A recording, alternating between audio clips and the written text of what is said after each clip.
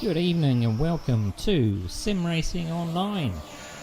We're here for the fourth round of the Group 5 DRM 70s to 80s Championship.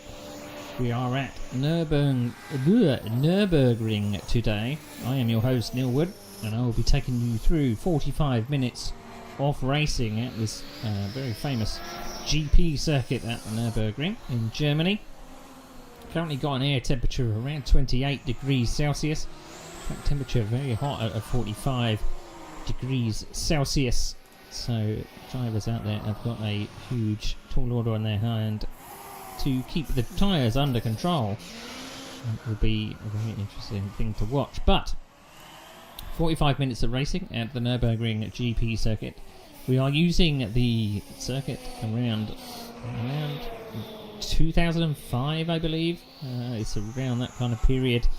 It's the GP circuit that they use in the current day, but a slightly older version in terms of game, so that will be interesting for the drivers to negotiate.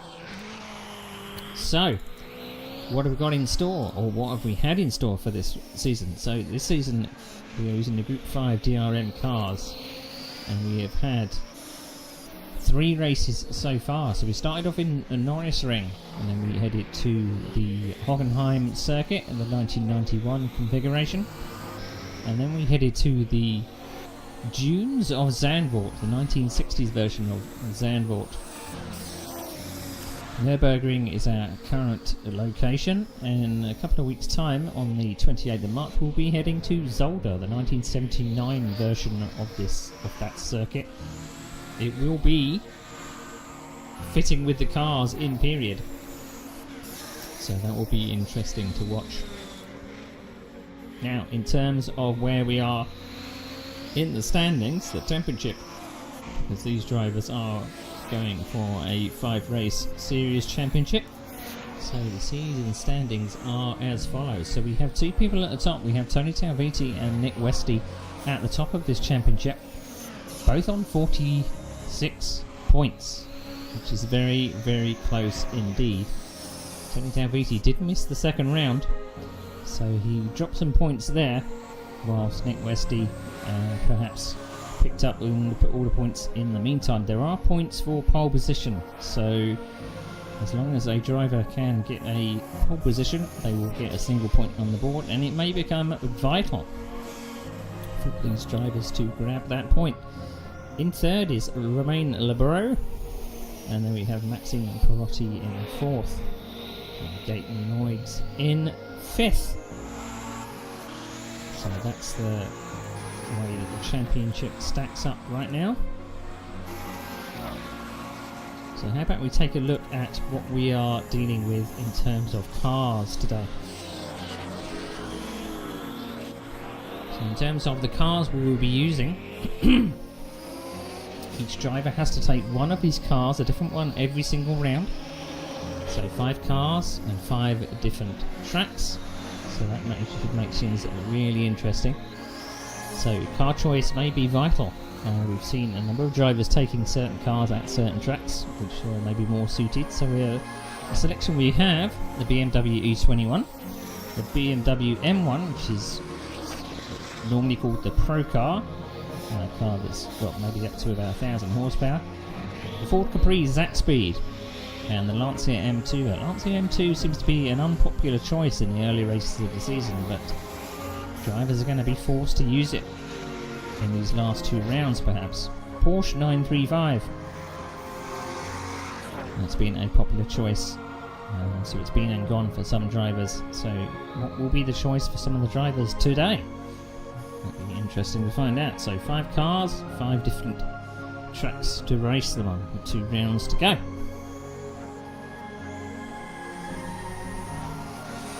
So, drivers are out on track for practice. We've got 10 minutes left of practice because we're going to have a 10-minute qualification session afterwards.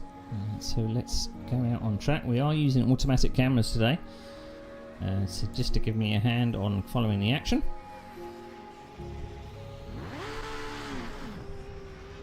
So let's see who is out on track and what kind of times they are doing.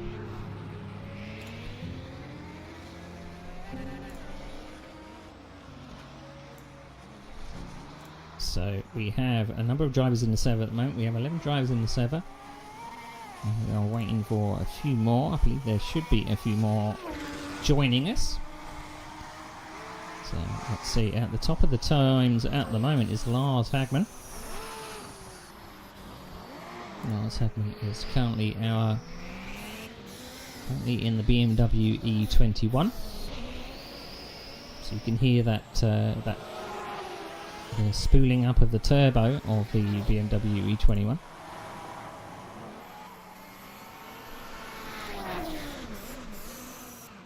Driver in third in on the practice sheets so far is Phil Brown.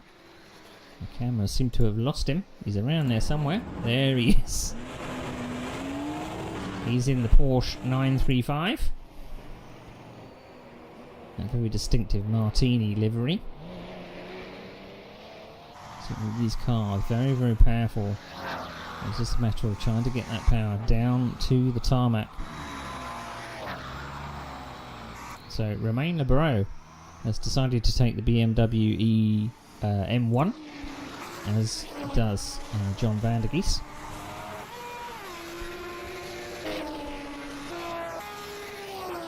So a very wide car. I suppose that a few people are going to take this car for rounds that... I'm just checking a couple of settings there. Going to take that car particularly for rounds where you don't have a lot of sharp corners. And John van der Gies has decided to take that car today. One of our administrators at Sim Racing Online. Tony Talviti in a very blue looking, I believe that should be the Ford Capri.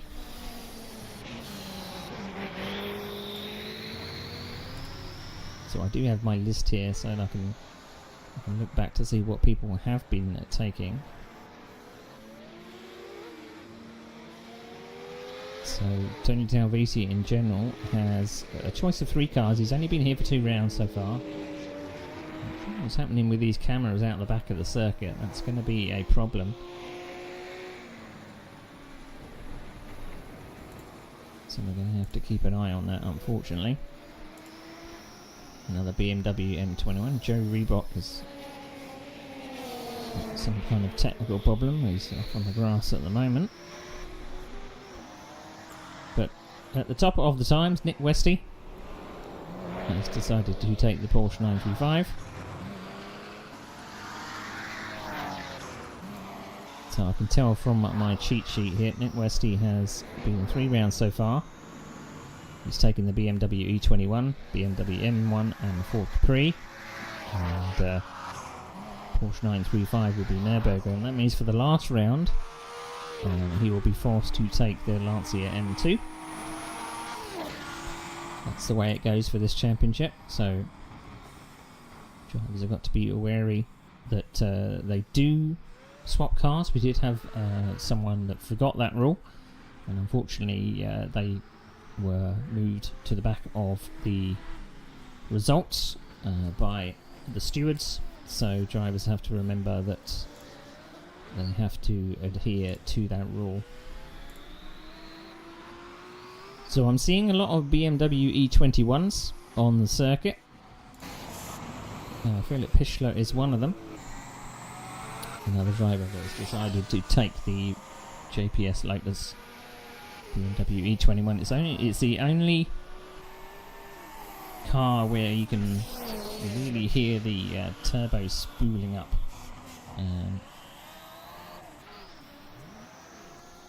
So it's going to be very interesting to see how some of these drivers negotiate the circuit. So older cars on a particularly newer track.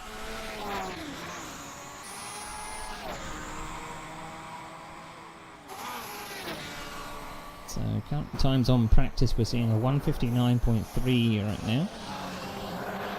Going into these corners completely sideways, so a little bit of a different driving style. You can get a little bit loose and still keep the rear in check. So We can exploit the slip angle a little.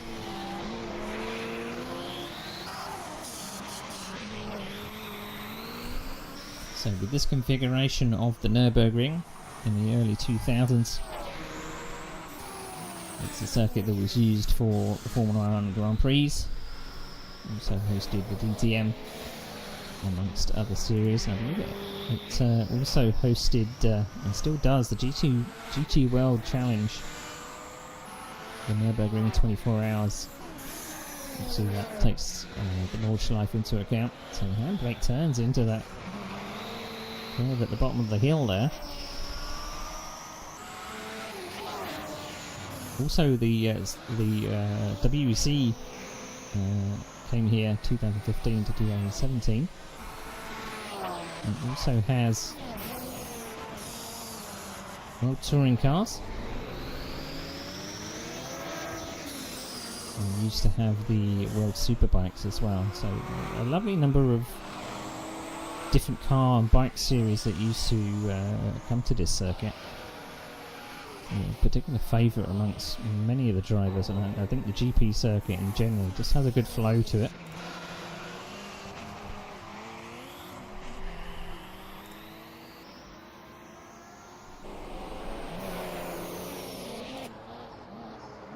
So again, looking at Phil Brown in the Porsche 935.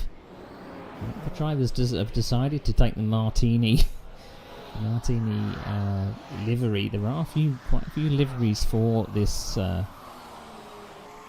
mod for R Factor 2, but unfortunately a lot of people decided to take the same livery, which doesn't help me in deciding who is who, and I'm sure I'm going to get mixed up, so I apologise in advance.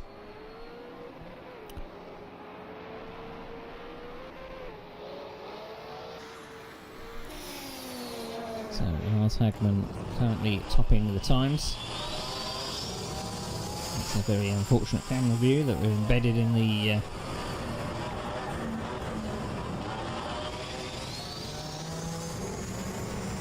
there we go, that's the one we'd like to see. So just gone quicker, 159.0, so getting a wriggle on. So Rob Milliken for Flying Crowbar Racing. He's usually in the broadcast booth with me, but he is on track right now. Looking hard down into these second, third gear corners.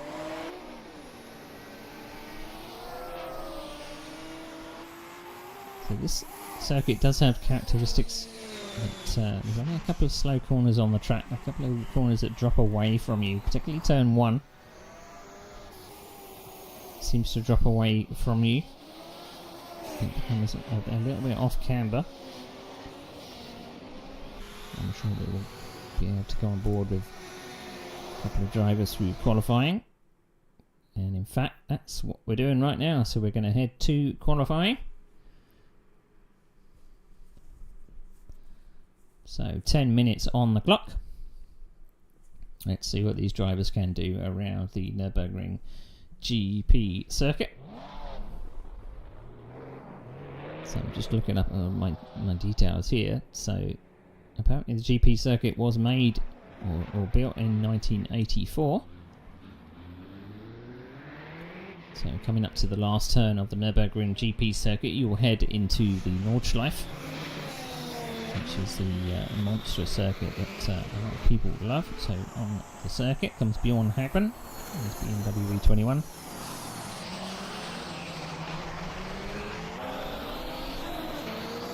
I do have my corner names. I can't guarantee that I'm going to get them correct. But Bjorn Hagman going through the first few turns.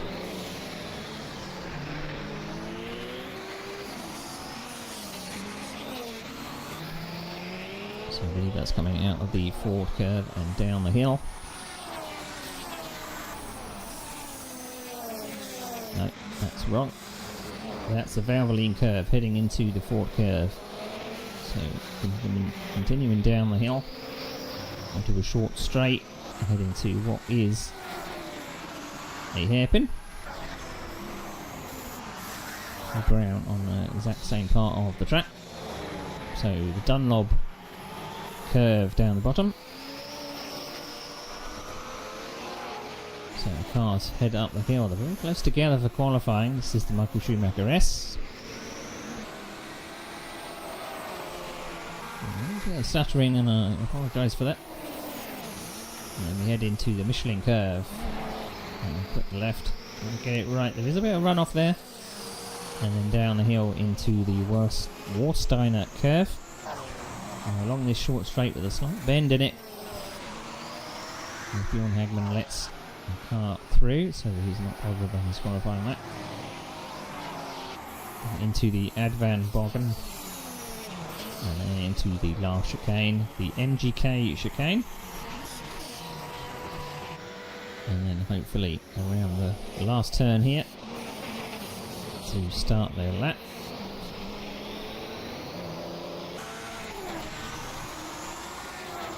Right. And we come across the line, we start a timed lap. So we're heading for hopefully under 1 minute.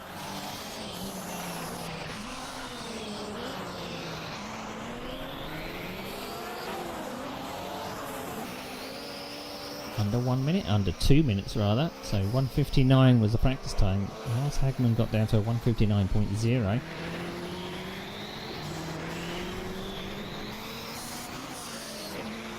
So the first driver to come across to start the first sector is Lars Hagman, I believe.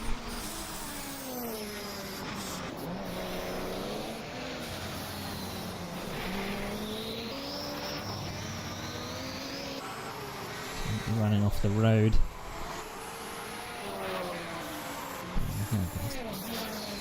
Down into this very tight hairpin. I'm not sure whether whether you've got to take a wide entry in and up the hill towards the Michael Schumacher S.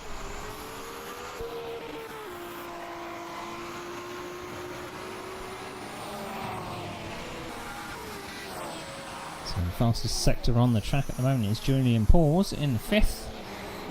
37.0. So he's found something around the first sector of this lap. We're going to come out of down the short straight into the third sector of the lap. Fastest driver on the track in the second sector was Nick Westy, so they're sharing fastest sectors all the way around this circuit. Who's going to be the fastest in the last sector? So Nick Westy is going to be the first to come across the line. Slight bit of oversteer coming out of the final turn. Across the line, it's a 1:59.1, so matching the practice times. So Nick Westy currently on provisional pole. Lars Hagman goes second, Phil Brown third. And we have Julian Paws that's popped up to the provisional pole with a 1:59.0. So even with drivers putting in better times and better sectors, we have Romain Lebreau has decided to close the radiator and go for qualifying laps. John van der Geest crosses the line of BMW E21, goes to 8th. Banging off the red limiter coming down to turn 1, possibly going for another flying lap. So Julian Paws in the BMW E21, backing it into the turns like it's a rally car.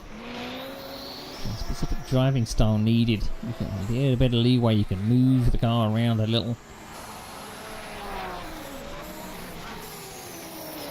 So 37.8 in the first sector, so he's still fast. It's not the fastest sector on the lap. Tony Talviti has put in the fastest sector so far in sector 1, which is 36.6. So Tony Talviti now up to 3rd. I'm sure he can go better. So the top 3 covered by about 0.2 of a second.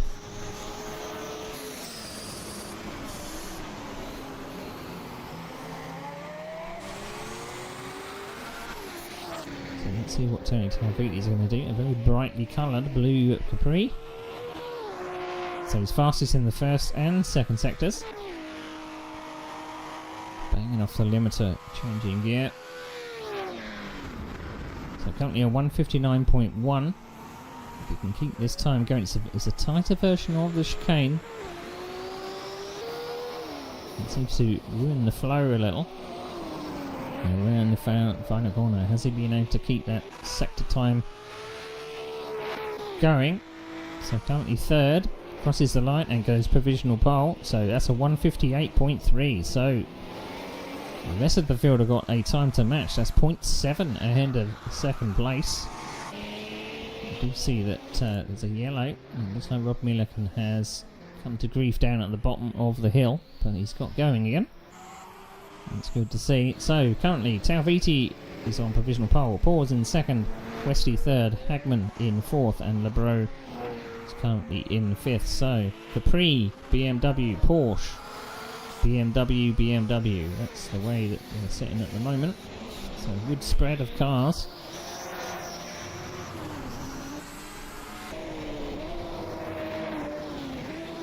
So Tauviti, is he going for another shot? He's laid down the hammer, or laid down the benchmark for everyone else to catch up. 158.3. Is anyone able to catch that time?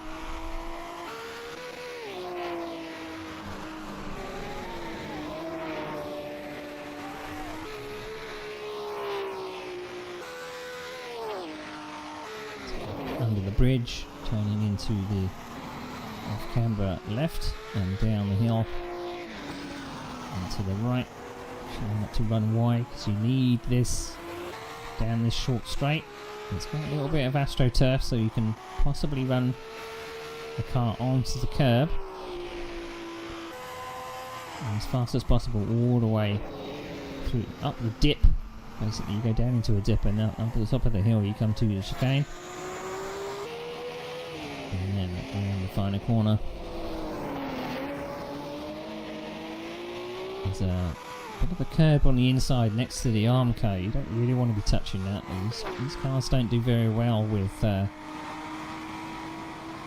hopping so much, or at least getting two wheels on the curve. So Julian Paws has decided to pull it into the pits. If this is your first time watching with Sim Racing Online, we do have a rule where you have to do an out lap, a fast lap and the in lap, just so that people aren't stopping out on circuit. I think Fischler gets it all out of shape in the last turn there. He's personal best in the first and second sectors and goes up to fifth. So the BMW E21 proving quite a strong car here. There are three of them in the top five. So Bjorn Hadburn could be another one of those. So Tauviti, can he improve on that 158.3, or is that pushing it out of reach? So Julian Paws is in the pits with 42 seconds to go. That means his challenge for pole is over. He's currently on the grid in second.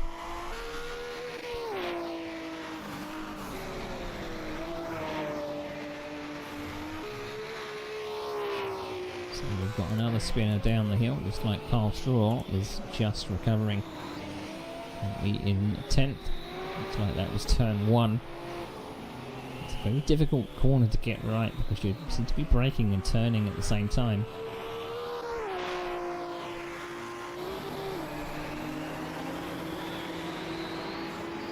So looking at the rest of the field, that's first to second, 0.7 of a gap, but the rest are only covered by 2 or 3 tenths. Second and third. And we've got a little bit of a gap to fourth and fifth.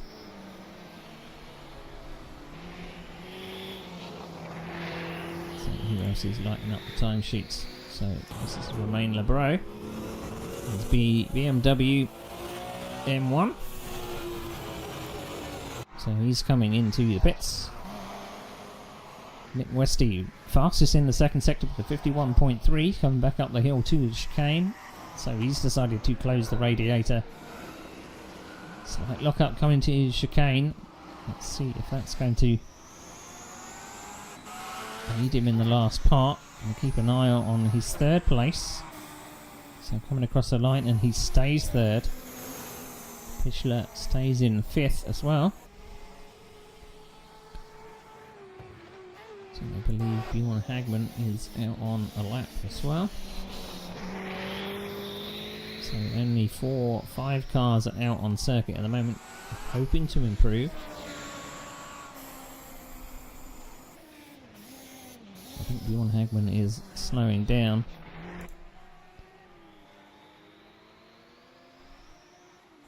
So Joe Reebok has just gone across the line in 10th place.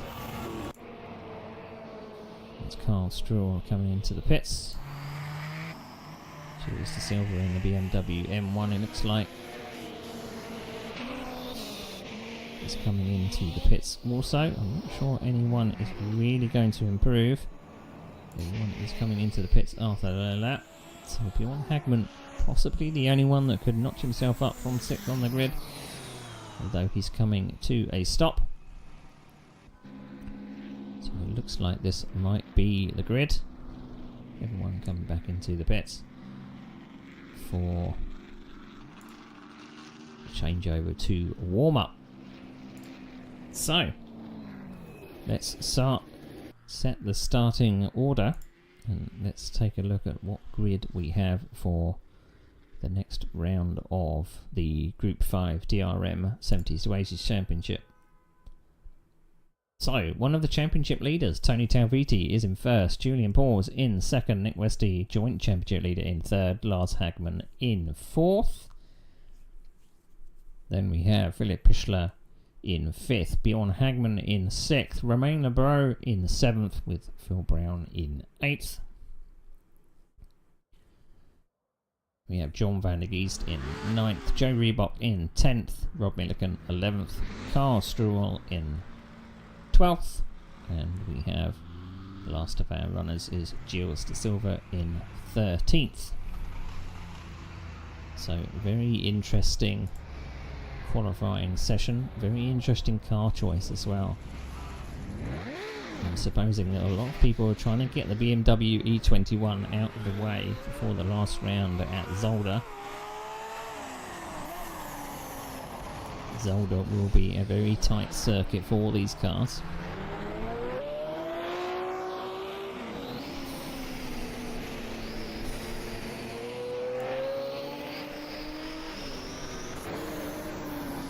So 45 minutes of racing. Also bear in mind that we're going to have a rolling start, so the drivers won't go off at the green light. They will get let away from the grid and they will do a manual rolling start. So the leader can dictate the pace all the way up to the final corner. And when they exit the final corner, they can go flat out. So rolling start should keep everyone close, meaning there's no particular dramas for these cars getting off the line. So Tony Talviti could take the championship lead in the 4th round of this championship. And I've read that Tony Talviti does prefer the older kinds of cars. He's a little dismayed at some of the high downforce cars that we've been running recently in sims like Le Mans Ultimate. So this is much more suited to his driving style. So the cars move a lot underneath you. You do get a little bit of leeway. It's just a matter of being very careful on that throttle pedal. Not pushing it too far. You don't want to be overheating the tyres either. So plenty of flames on the side of that Ford Capri Zac Speed. I always cringe when I hear the cars banging off the limiter there. It always makes me think that we might be seeing an engine go pop, but the damage is turned down a little bit because these cars can be a little fragile. So they've turned down, the admins have turned down the damage just to make sure that we've got as many participants as possible, because we want racing on track, we don't want retirements.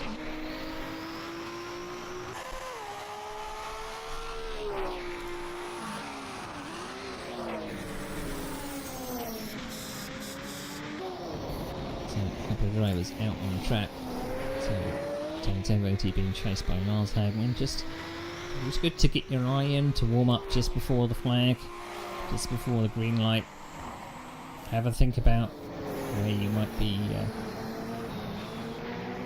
lacking in pace. Maybe you're thinking about defensive lines. Maybe you felt like your qualifying went better than you thought, and you think you might be holding up some faster guys behind. But it will be a single file formation lap to start.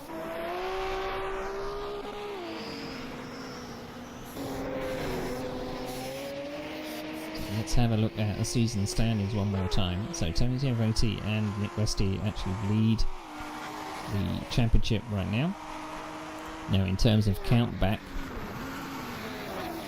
I believe that Tony Tervoti would be top because he has had one win and Nick Westy hasn't. So technically if this ended like this, Tony Tervoti would win the championship. So Tony Tervoti does indeed get his pole position point, and I'll put that in before I forget. So it will remain Lebro in third. Unfortunately you haven't seen Maxim Perotti and Gaten Noyes on the track at the moment, so they're going to drop some points, but this could mean that Julian Paws and John van der Geest and the cars behind can move up the order a little. So points to be had for the no-shows that we've got today. And of course this means that people that haven't turned up for a round, it means they do open up the car choice a little for themselves. It means they have more cars to choose from in the final rounds, so that is an advantage.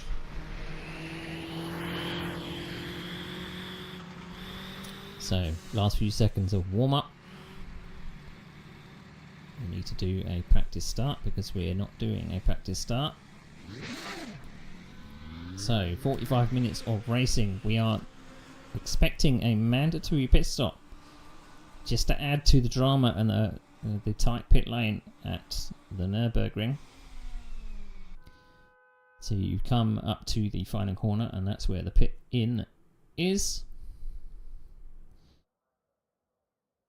And that's where what our drivers have got to negotiate. It's kind of up to them what they do with their strategy when they pit. There's not a pit window, so it's up to them when they want to come into the pits. So it's a Capri on the front row with BMW E21 in second and a Porsche 935 in third. So 3 manufacturers in the top 3 to lead us away from the grid. So it's a manual formation lap, as I said. Tony Tervoti will lead them away on the green.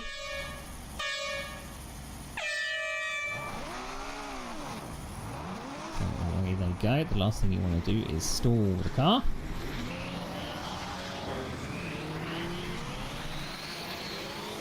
So keep those engine temps to a minimum. Lovely rumble of the BMW M1. One of the best sounding cars in this field. So I'm going to do a count while they're all going around. So we have only one Capri in the field, and that is taken by Tony Tervoti. We have, in terms of BMW E21s, we have 1, 2, 3, 4, 5. We have 6 in the field. We also have, I think it's 2 people that have decided to take the Porsche 935 for this round. That is Nick Westy and Phil Brown. Unfortunately, they're both in the same paint job. And then as far as the BMW M1, we have 4. So that's Romain Lebro, John van der Geest, Joe Reebok and Gilles de Silva. So a good spread of cars. No one has decided to take the Lancia M2, which again is very, very surprising. Only one person has taken the Lancia M2 so far, and that was at Zandvoort, And it was in the hands of Rob Milliken. So the last round at Zolder is going to be a field full of Lancia M2s, I believe. Although there are a couple of no-shows throughout the season, which mean not all drivers have to take the Lancia M2, they may have another choice. But for drivers that have been here for 4 of the 5 rounds, the Lancia M2 is their beast of choice. So, coming up to the final corners of the track.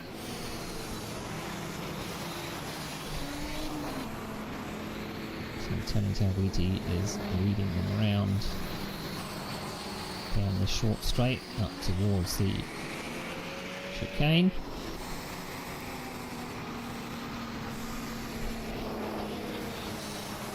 So, hoping for these drivers to keep it clean in turn 1. It's going to be very tight down to turn 1. The track seems to drop away from you.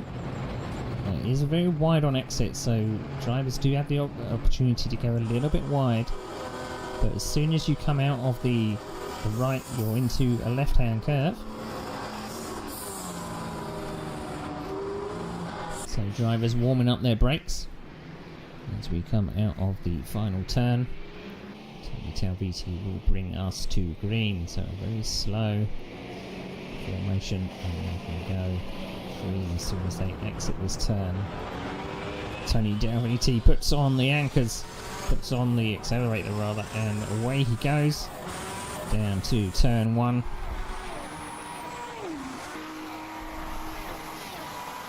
Right, let's see if we have any dramas in turn 1. Oh, luck up! Nick Westy gets it down the inside straight away and takes second place.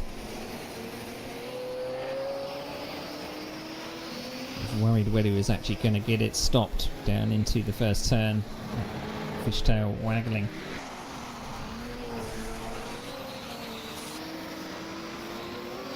So looking at the track map, everyone has got away unscathed. Romain Lebro in the BMW M1 is chasing a BMW E21 of Bjorn Hagman. Very close down into this bottom section of the left and right. Down the hill, down this short straight, or even a left-handed curve down here, down towards what I believe is like a hairpin, backing it in. Lars Hagman backing that car into the corner,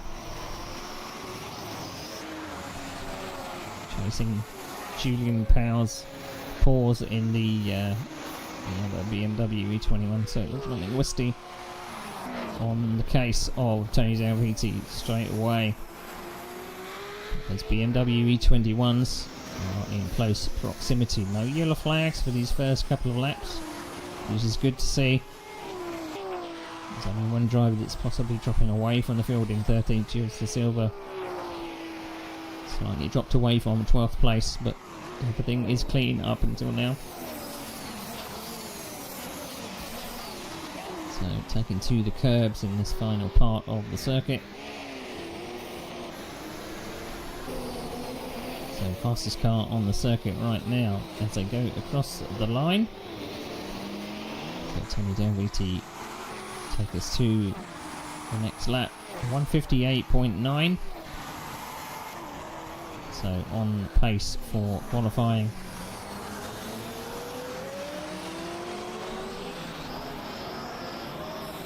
So Tony Talviti is making hay while the sun shines and is pulling out a 1 second gap from Nick Westy. So Romain Lebro, as that radiator closed, that engine is going to overheat. We did see at Hockenheim that a couple of drivers had gone for a very slipstream ready car. Closed all the radiators, closed all the things that they could. It was a bit of a hot engine, but it didn't seem to bother some of the runners that were in the BMW M1. So maybe is a good strat to do. The BMW M1 isn't good for around the tighter corners on the track, but it's good in a straight line. So again, these BMW E21s of Julian Pors and Lars Hagman are close together. And I can see that Porsche 935 of Westy ahead. And banging off the limiter in the background. You can hear the turbo spooling up. Julian Pors has got the hang of this BMW E21 because he's right on the case of Nick Westy coming up to the chicane. I don't think he fancies a look up here as Nick Westy gets it all wrong and has to take avoiding action. It looked like Nick Westy did lock up coming into that chicane, but I think at the same time Julian Pors was coming into that chicane a little bit hotter than I think he would have liked.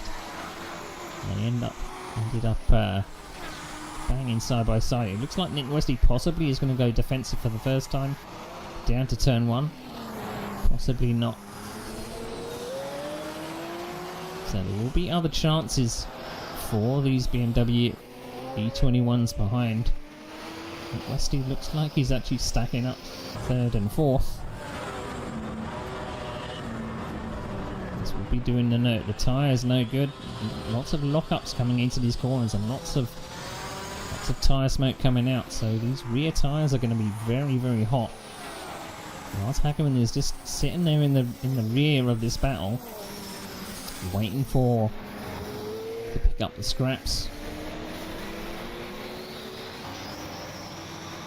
So Lars Hagman sitting there waiting. Is he going to go for a move?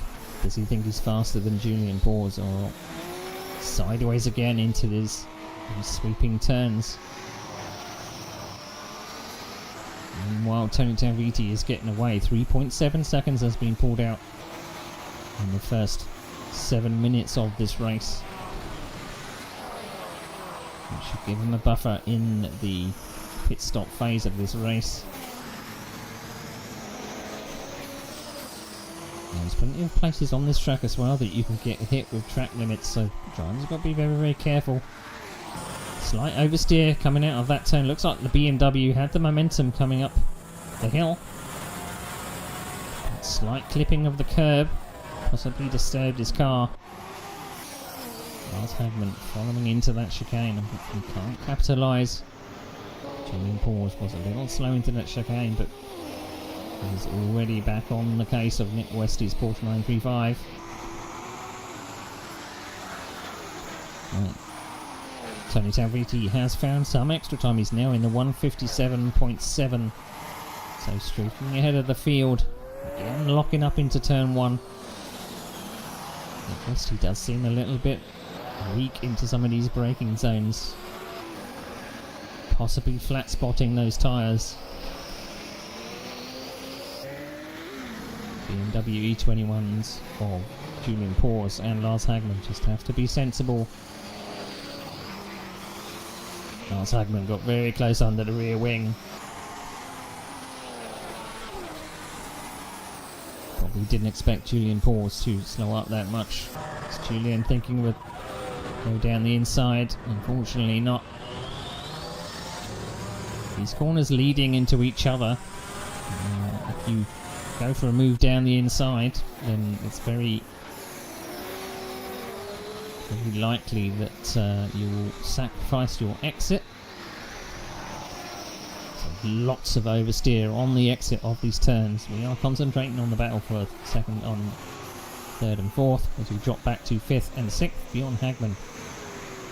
And Philip Pichler having a ding-dong battle. So it seems to be the battles of the BMWs. They seem to be the cars to choose.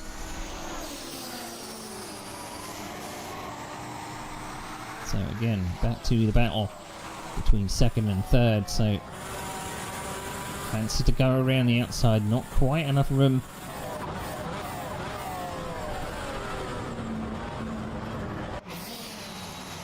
So up to the chicane and the last corner of the track.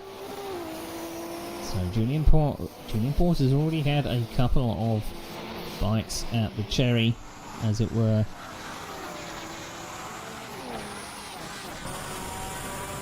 Shown his hand, so Nick Westy is maybe a bit wise to it now.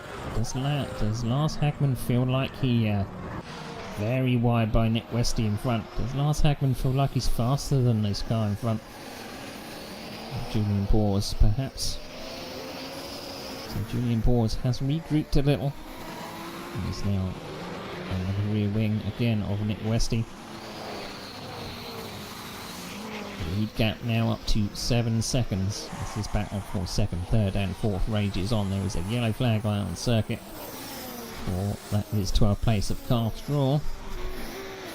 So he's managed to get going again. You can see it on the track map, it is fine. Just a slight half spin, I'd imagine.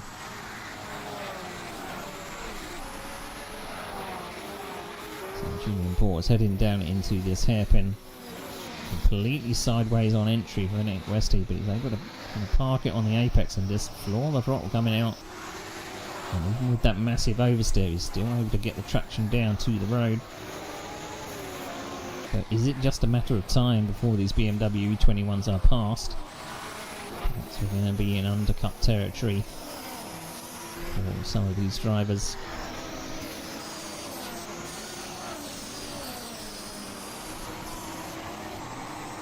I'm stepping back down the field and looking to see what other kind of battles we have. So there is still a battle raging between 5th and 6th. So that was a little bit naughty, I feel, from Nick Westy. He did defend to the inside and then moved to the outside. So moving a little bit in the braking zone. So these E21s, these JPS specials. Nick Westy goes to the inside for the first time. Defends once. Maybe trying to break the toe down the straight. These E21 BMWs are pretty fast in a straight line, it seems. So again, going completely sideways into turns 3 and 4. A bit more curb in this left-right section. Getting that car pointed in the right direction. It does seem like it's a rally course at some points. So Lars Hagman maybe getting a little bit impatient. He wants to have a go. He wants to be maybe given a little bit of a turn at Nick Westy.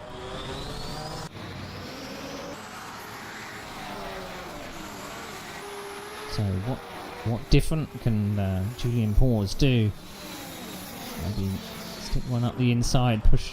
That's a little bit of a different approach. He showed his nose down in the corner, but again, the Porsche 935 has a lot of traction coming out that turn into the Michael Schumacher S. So that means that Julian Bors will be a little bit behind coming up the hill, and he won't be as close down the short straight, but he's able to get there on the brakes. So it looks like the Porsche 935 has good acceleration, but the BMW E21 has a lot of straight line speed. It does seem that perhaps Nick Westy has been a little cheeky. But he's moving across when that BMW E21 of Julian Bors is right next to him. And Julian Bors looked like he had to take avoiding action, but Julian Bors now down to 4th place, and now it's Hagman's turn to have a go. So it's BMW's E21 in 3rd, 4th and 5th as we step back to the battle between 5th and 6th. This is Pichler ahead and Bjorn Hagman in 6th on the screen.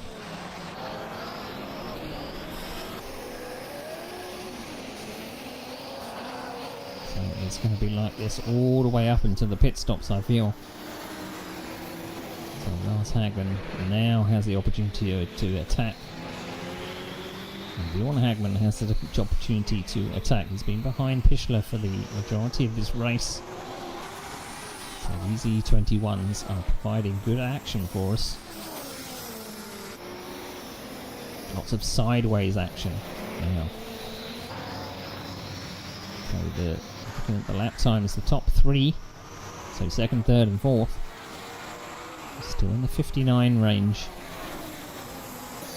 The leader is pulling out the lap times. He's now got a leader of nearly 11 seconds. And Lars gets straight through. I didn't expect it to be so quick. Lars Hagman was hanging back a little. And he was able to get his car alongside, come through the entry of the Michael Schumacher S. So he had been sitting down in 4th place studying, seeing where Nick Westy was possibly weaker on the circuit, and he was able to capitalise. So straight through, Lars Hagman is now going to go and shows the lead of Tony Talviti. So at 1:59, possibly Lars Hagman feels like he can get a low 59 or 58. So there's a wiggle of Pichler coming into the chicane.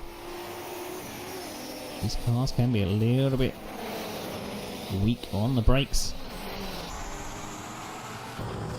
So Lars Hagman is now away, but only by 0.6 of a second. So you see the speed of the E21. I feel that Nick Westy is perhaps wavering a little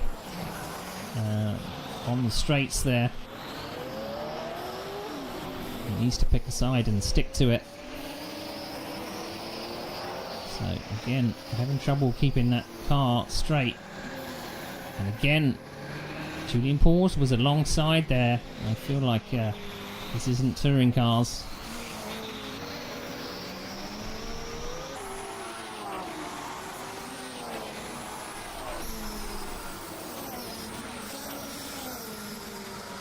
So it might just be a matter of time. I don't know whether the tyres are just getting too hot for Nick Westy, but there might come a point where Julian Paws might have had enough of that car moving around in the braking zone. And he sends one up the inside down the hairpin, but again he can't get the traction down out the corner because he was 2 wheels on the curb. Gets the exit on the Michael Schumacher S, and he's through. So Julian Paws now up to 3rd place. Now can he pull away? I think Westy may have another BMW E21 in for company, so it'll be Philip Pichler next in line, along with Bjorn Hagman for company.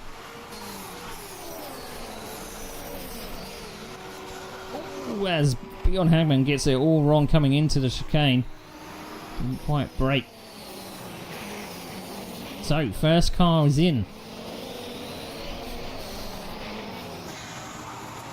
Is that Nick Westy got past Julian Paws again? So goes to the inside to defend. Julian Paws has to go all the way around the inside, outside of this turn. Can Nick Westy keep it tight? Park it on the apex. Get the power down. Paws has got to go right the way around the outside. Switchback coming up the inside for the next sequence of turns, but it means he'll be on the outside for the next part. So was that a little mistake from Paws? He had already done the hard work and got past. So Romain Lebro and Phil Brown are now doing battle. Phil Brown with a face full of engine smoke. Switchback coming up the hill. So Philip Pichler was the first one to take to the pits. 26. It's over 26 minutes to go. It seems very early, but we see some undercuts happening now. The lead is now up to 18 seconds.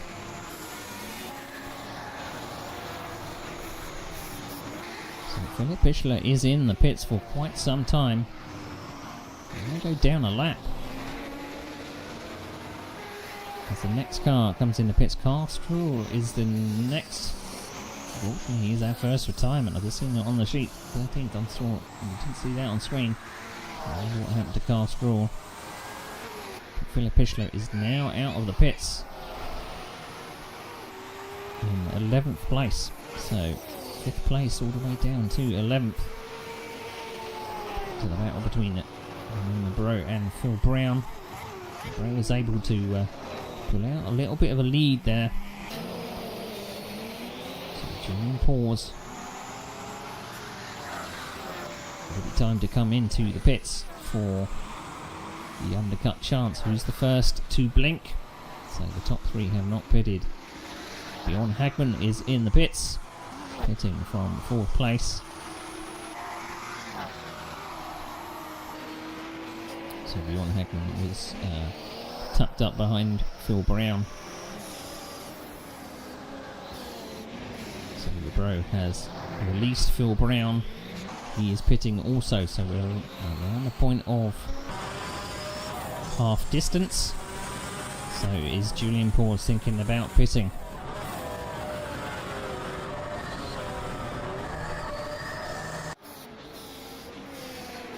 Looks like he's hemorrhaging time, so they're in the 2-minute range in lap time. They can do 1:59s, but all this is doing is slowing them both down. So a different tactic, going wide and then hopefully maybe a cutback on the exit going up to the Mike Schumacher S. Is still running wide onto that curve, which means he's not be able to get the power down as quickly. So which of the top 3 are going to decide to pit?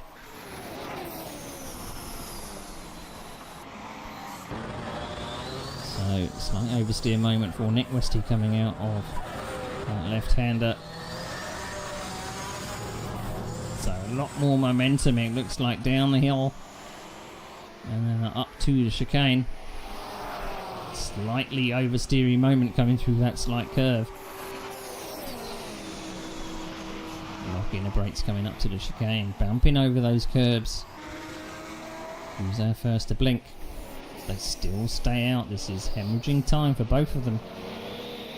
This means that Lars Hagman is possibly going to be jumping them in the pit stops. And they do decide to pit. They're not unseen by us. I'm seeing that Lars Hagman is down in 5th place. They're coming together, because that doesn't seem like it's a pit stop.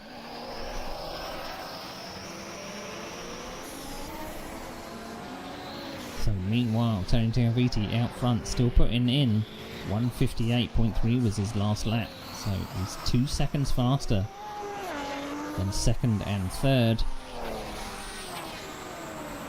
4th and 5th are within about 1.5 seconds of each other, so Julian Paws, those tyres must be absolutely screaming. Is it time to pull into the pits? 22, just over 22 minutes to go.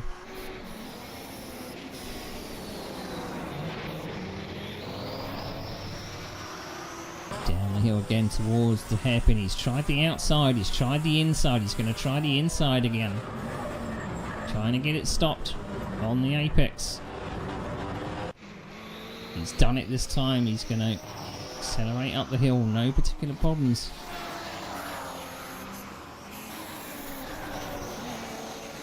But which of them is going to pit first? Is it going to be Pichler? Is it going to be Westy? Or rather, is it going to be Paws? Is it going to be Westy? Pichler is in the same car as Julian Paws, I believe. So down the hill up to the chicane. Now can Julian Paws possibly... That was Lars Hagman and Phil Brown that just had that battle. Lars Hagman got past Phil Brown. It wasn't these two. So I knew that I would get confused. So Julian Paws and Nick Westy have decided that they are going to pit on the same lap. That makes things very interesting indeed. So no overcut or undercut advantage. Are they going to come out the pits together? That is the question. So Julian Paws in the pits. Phil Brown in the pits from 3rd place.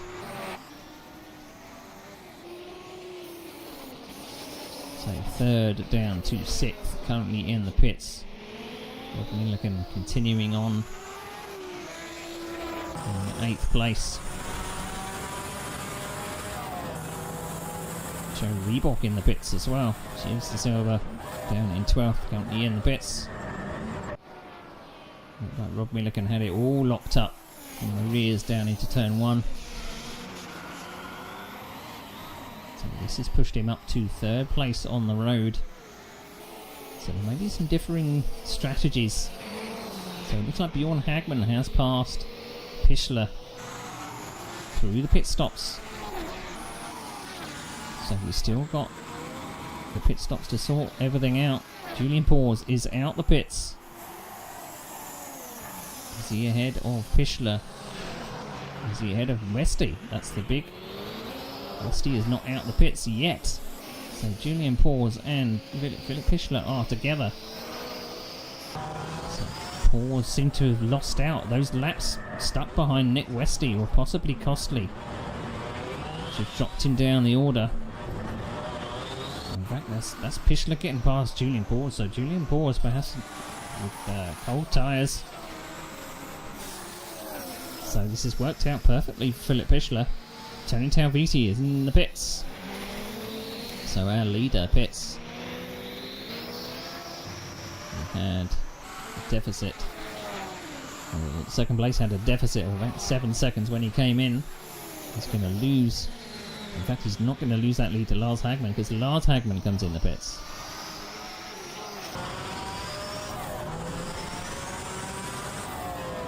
So out of that pit stop phase, it looks like Pors has got ahead of Nick Westy. They are separated by a number of seconds. So even though they came into the pits together, something happened at the pit stops, which means they leave in the opposite way around. Look at my timesheets. That Julian Pors was able to gain 9.4 seconds at the pit stop. So Nurburgring just keeps it on the circuit. I thought that completely locked. Julian Pors goes up the inside. Can he get it stopped at the chicane? He can.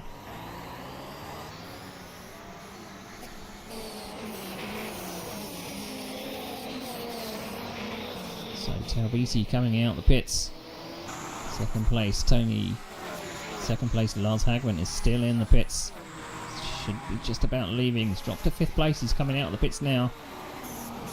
He should lose perhaps a place. No, he's going to keep his 5th position. So Lars Hagman comes out of the pits. He doesn't lose out of that pit stop phase and he comes out in 5th. Nurburgring in 7th. So Tony Talviti emerges from the pits. Still in the lead as expected. Bjorn Hagman has made up a lot of time. He's now 2nd on the road out of that pit stop phase. Rob Milliken, I think, is our last pit stop runner. Very late in the day. So he's deciding on a last dash 15 minutes to the finish.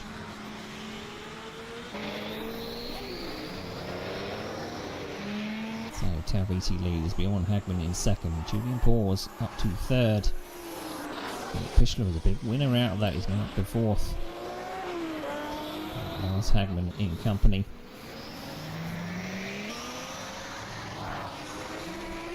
Nick Westy now down to 6th place. And turnabout is fair play, as they say. Nick Westy has now got to pass these BMW E21s, whereas he was defending in the earlier part of the race. He's now got to attack. So Ford Capri out front, and then it's 2nd, 3rd, 4th and 5th BMW E21. And our first Porsche 935 is Nick Westy in 6th. So Julian Pors now looks like he wants to attack Bjorn Hagman in front. So a battle with similar cars this time rather than battling a different car with different characteristics. So the E21 seems to be pretty good on the brakes, seems to have a good straight line speed. Doesn't seem to be able to get the acceleration out of the corners though. So that BMW M1 continues to push out the engine smoke.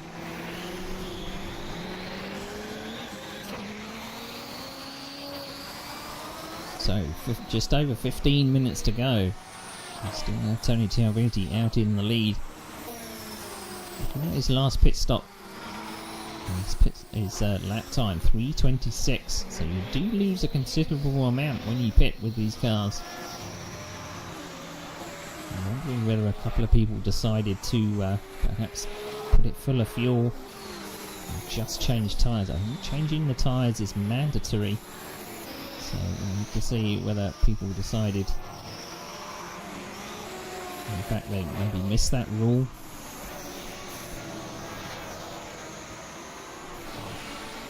Which may lead to the stewards having a look and possible disqualification. But as we continue, Julian Paws is only 1.6 away from Bjorn Hagman. Now that he's been released, Julian Paws is able to put in 1:58.2 as his last lap. So Julian Paws, it might be just a matter of time before he catches Bjorn Hagman ahead. His last lap times are 1:59.2, so a full second. Now that he's able to run his pace, it's a yellow. It's 11th place of Joe Reebok, completely off the road. So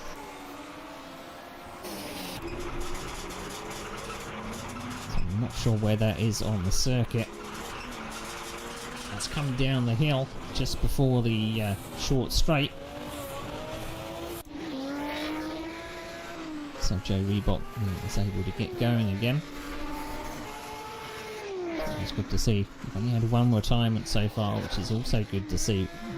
See racing rather than drivers retiring from these races. So second and third, the closest cars on track. So Bjorn Hagman has a BMW E21 in full company of Julian Paws. Bjorn Hagman is able to get his last lap time down into the 58s. So now all the tyres are warmed up. He's now back in his rhythm. So these two drivers are very similar in lap time. Tony Talviti out the front seems to be the class of the field at the moment. 1:56.8 fastest lap time at that lap ago. So just has to keep it pointing in the right direction. It's got a lead of 12 seconds over the rest of the field. So the pit stops did shake things up a little. I do wonder whether Julian Paws could possibly have pitted a little bit early. Maybe he would have been able to stretch his legs a little bit in clear air. He did exit the pits behind Philip Pichler, which possibly slowed him down a little, but now that we are through the pit stop phase, second and third on the road. Bjorn Hagman was the big winner out of the pit stop phase. So sideways coming into that turn. It looks like Julian Paws has been able to get the pace under control. He's now under the rear wing.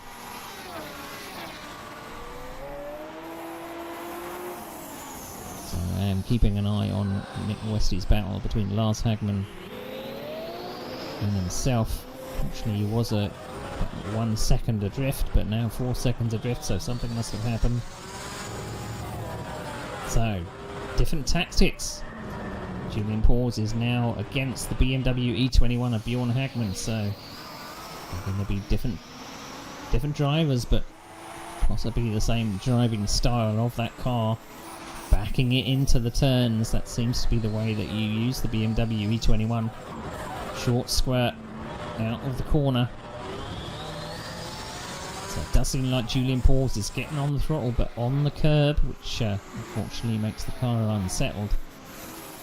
So breaking down into the hairpin, completely sideways like a rally car coming down into that hairpin. So backing it in, which possibly Julian Paws has the pace.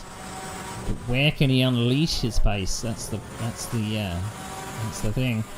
Are we going to be in the predicament where they're going to be both slowing each other down? Well, Pichler is waiting in the wings. So as it goes up the inside, slight contact. But he did have the pace to get up the inside there. I think that caught Bjorn Hagman by surprise. He wasn't expecting a move up the inside just coming down the hill. I may feel a little bit aggrieved that suddenly there was a BMW E21 on the inside. But it looked like it might have been only a matter of time before he took one up the inside. Possibly, I thought Julian Paws was possibly going wide at the last turn to let him through, but no, it's fair. So second and third now swapped positions. Has Bjorn Hagman got anything for Julian Paws ahead? Big black lines are being left by Julian Paws, trying to get that car slowed down. So we've been focusing on this battle between second and third. It all seems to be happening in the top three. Unfortunately, after the pit stop phase, it's spaced the rest of the field out. Tony Gialviti has been anonymous for most of this race. He has been away. He's now got a lead of 17 seconds. So just under 10 minutes to go. So we were our biggest winners and losers from the start of this race. So we look at Bjorn Hagman from the start up 3 places. Unfortunately, our biggest loser from this race is championship leader Nick Westy, which is unfortunate because he's going to drop quite a number of points to our championship leader Tony Talviti, who's currently leading this race. So Bjorn Hagman going slightly wide through the Michael Schumacher S. Looks like Julian Paws may have gapped him. He's now 1.2 seconds. We're out of draft. So dropping back to Philip Pichler. Philip Pichler has Lars Hagman for company. So again, resuming a battle for between the BMW E21s. It seems to be that way. A spinner, Joey Bot spinning down into turn 1, but he's able to get going again.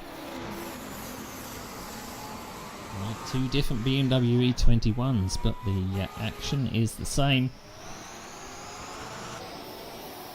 So we did see some pace early on from Lars Hagman. He was able to pass Nick Westy for second place, but we didn't see it on screen. Perhaps there was possibly a spin that let Lars Hagman all the way down. So defending to the inside, Pichler, can he get it stopped? He's got the brakes on.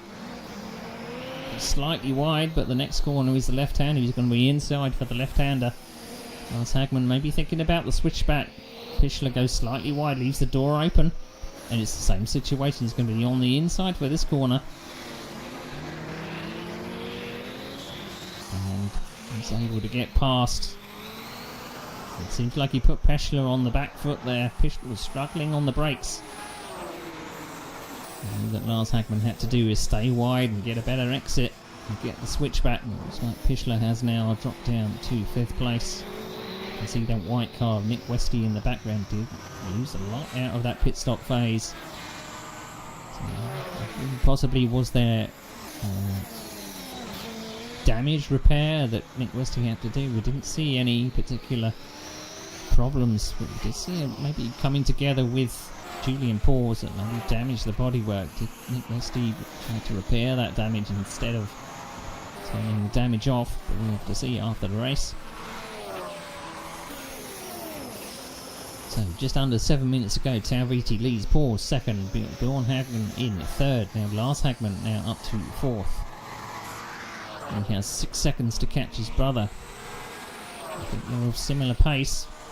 But Lars Hagman has back that gap to Pichler behind. Westy seems to be in a little bit of a gap down the hill. Again, very close to the edge of the track there. I didn't think he was going to get it stopped. Both the front wheels locked, trying to get into that chicane, get it slowed down.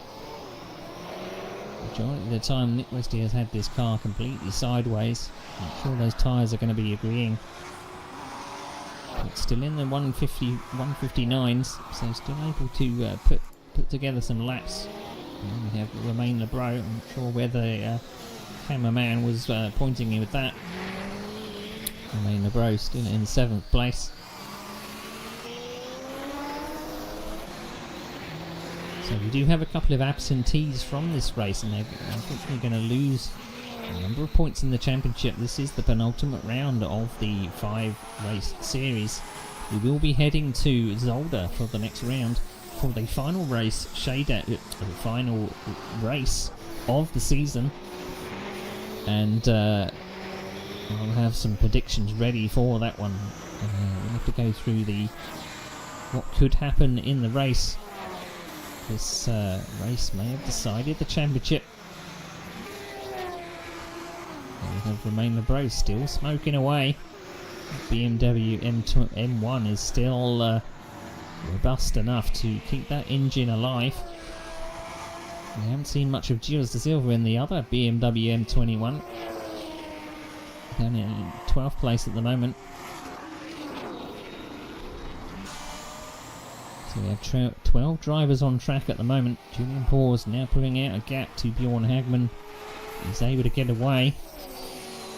He does have 18 seconds to close. I wonder whether Julian Paws just wants to keep it steady and settle for the second place. He's only got 4 minutes, so it doesn't look likely unless the leader makes a mistake. So Bjorn Hagman coming at the final turn. It's been a good run for Bjorn Hagman through the pit stop phase. He's been able to gain time. This is actually the first time we've seen Tony Talviti on the road. Putting in the lap times now down. Now that the pace has slowed a little. It's now in the 159s. Doesn't really need to be pushing on. So that Capri, the only Capri in the field for this round. We did see a few drivers taking the Capri in the earlier rounds, but the fiery, the fiery and blue-looking Capri of Tony Talviti out front, we haven't seen him an awful lot. It's also meant that because drivers have to take a different car for each round. Oh, Gilles de Silva, does he get it stopped? He does. Trying to get it off the grass, and he does so. He was all locked up coming down to that hairpin. So backing it into the hairpin, Philip Pichler. Seems to be the driving style of this BMW E21. It's good to watch. The BMW, or rather the Porsche 935, seems to be a similar style. Slightly different characteristics it seems, but these BMW E21 seem to be ruling it. Nurburgring, apart from this Capri.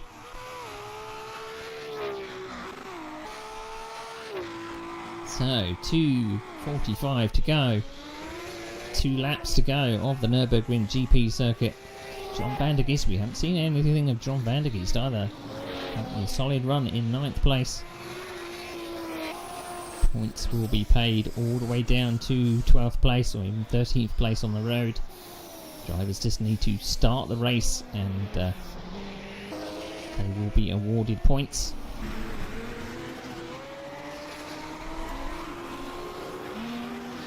So Joe Reebok, a couple of spins early on, but still there in 11th place. So Phil Brown in the other Martini sponsored Porsche now down in 6th place. 5th place rather. 5th and 6th. Julian Powers had a good run out today. He's been in the thick of it, managed to get past Nick Westy through the pit stop phase.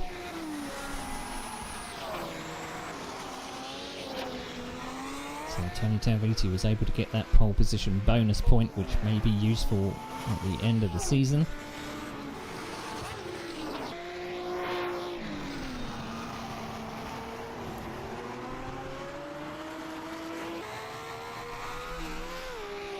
So Talviti coming to the end of what will possibly be his penultimate lap, and heading on to his final lap. So big points to be gained by a lot of these drivers. Bjorn Hagman in particular, who's currently down 14th in the championship, so points for 3rd place. If I've done my maths correctly, that's 33 for third place. Tony Talviti heading on to his final lap, as we've got under a minute to go. Banging off the limiter coming up the hill. John Van Geest in 9th place.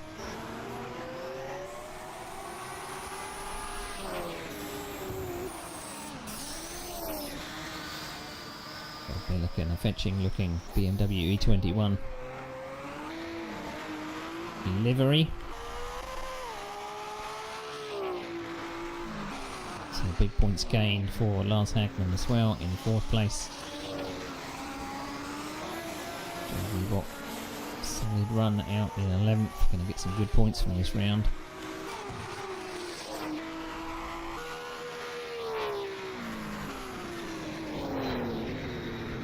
So coming down to the hairpin for the last time. No particularly worries for Tony Talviti in this race. I haven't seen him an awful lot. It's just when the cars have spaced out, I'm able to focus. Taking up the hill, lap car of Rob Milliken.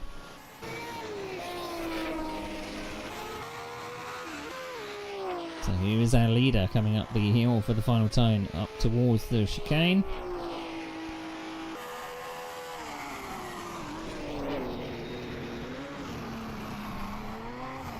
Through the chicane for the final time. And around the final corner. It's absolutely sideways. Nearly loses it in the final turn. Showboating at the end across the line, and Tony Talviti will win the 4th round of the Nurburgring Group 5 DRM Championship. Julian Paul's a good run to come home in 2nd place.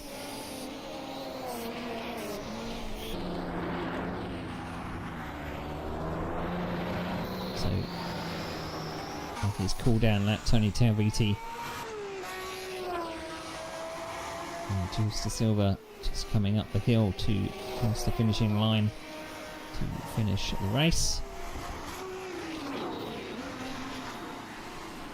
And he gets it all wrong out the chicane. Through the chicane he will come. And come across the line.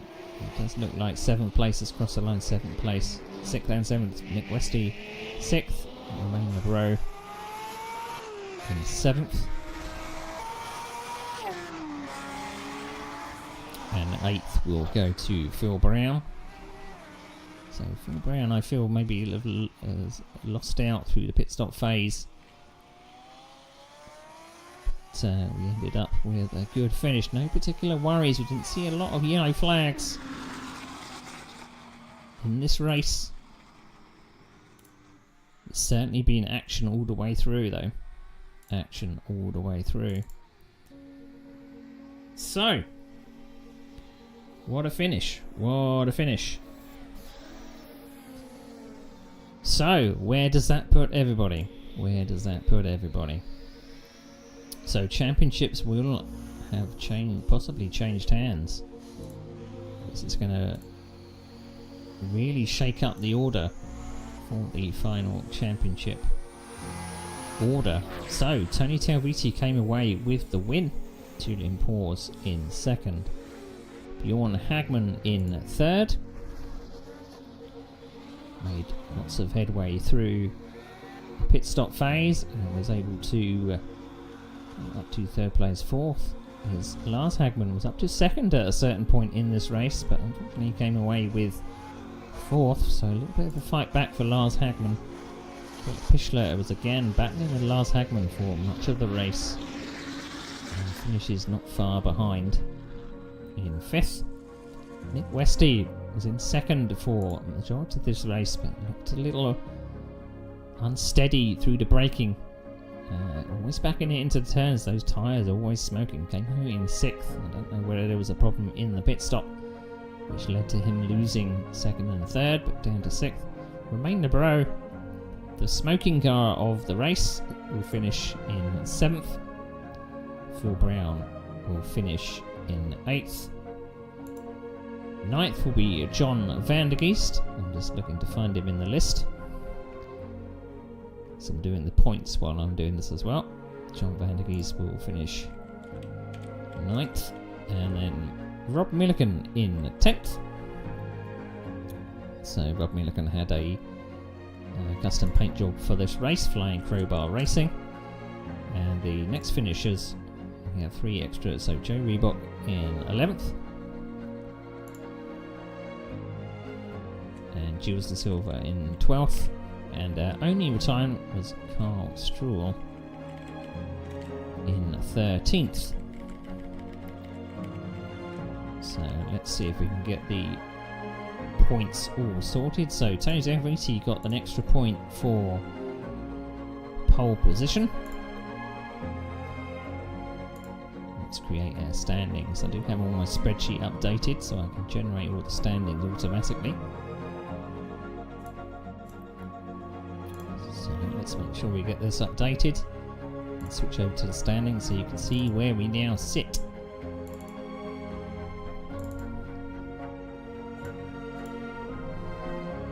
So if I've done this all correctly, the season standings should be updated for the 4th round. Indeed they are. So it looks like Tony Talviti has extended his lead at the top of the championship. It's now 72 points. That is a big hill for Nick Westy in 2nd to climb. On 56 points in 2nd. Julian Pauls has now moved up the field with that 2nd place, now at 49. 46 points for Romain Lebreau and Lars Hagman, closely followed by John van der Geest. 5th and 6th, Lars Hagman and John van der Geest, 37 and 36 points respectively, with Maxime Perotti that did unfortunately miss this round and drop some points, but still in the hunt for the top 5. Then we have Phil Brown not far behind with Philip Pichler and Bjorn Hagman level on points at the bottom of the table there in 10th place. So all to play for in the final portion of this season. We only have one more round to go.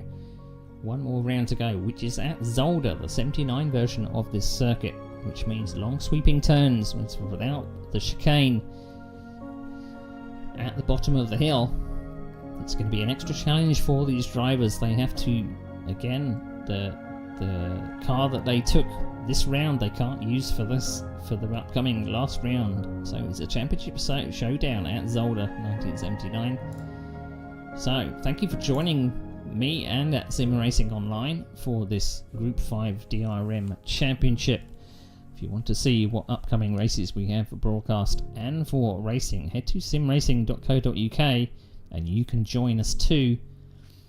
It's been fun to watch 45 minutes of racing around the Nurburgring GP circuit. So thank you for joining me and we'll see you next time.